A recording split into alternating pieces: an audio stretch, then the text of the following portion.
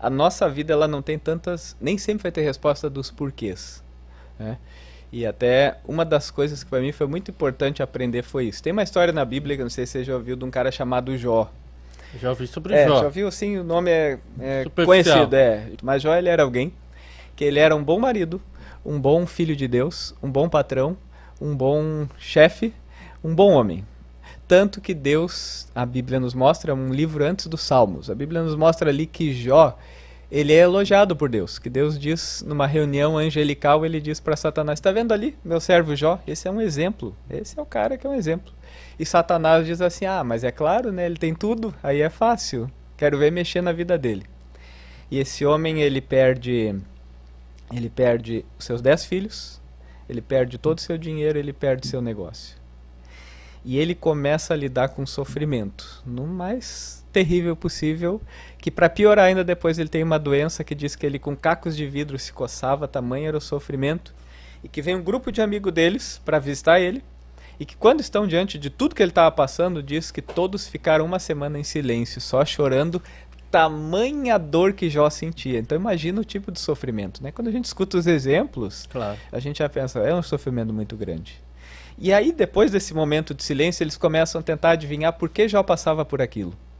E o livro de Jó, ele desenrola todos os capítulos com essa ideia de dizer, por quê? Né? Jó, tu fez alguma coisa errada, cara, não pode alguém passar por isso. Porque a gente às vezes tem essa lógica, não, se eu estou Sim. sofrendo foi porque eu fiz alguma coisa errada. Então teus filhos pisaram na bola, Jó, alguma coisa tem. E Jó também começa a dizer, por que Deus? Eu preferia ter perdido a vida. Por quê? Por quê? Por quê? Por quê? E a Bíblia diz que 38 vezes Jó, diante das situações que ele passava, ele diz, por quê? E sabe quantas vezes Deus responde para ele? Vou deixar no ar essa. Todas elas? Nenhuma. Nenhuma.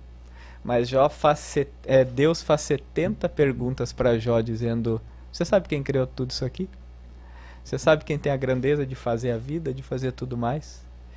E aí a gente entra numa situação que a Bíblia nos coloca numa coisa da vida de Jó que é difícil de lidar. Porque o livro de Jó encerra no último capítulo dizendo que quando Jó orou pelos seus amigos, que ali Deus meio que curou ele de toda a dor que ele passou.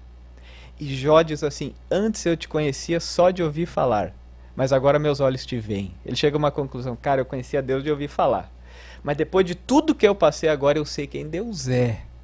E pessoas com sofrimento, que estão cheias dos porquês, elas descobrem que a resposta não é dizer, isso foi para isso. Mas elas começam a perceber, com tudo que eu passei de alguma forma, Deus mexeu na minha vida. E esse sofrimento, na verdade, me fez melhor, me fez crescer, mesmo com as dores que eu carrego, mesmo com as perdas que eu tenho, mesmo com essa realidade da vida. E eu gosto de trabalhar muito nessa ideia da vida real, da realidade da vida, que lá a gente vai ver, cara, Deus mexeu na minha história, tem alguma coisa aqui. Então, para mim, essa é uma grande lição. A gente, às vezes, não vai ter a resposta dos porquês.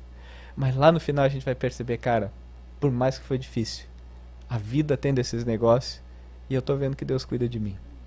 E aí, se eu já tive os meus porquês, muitas vezes, né?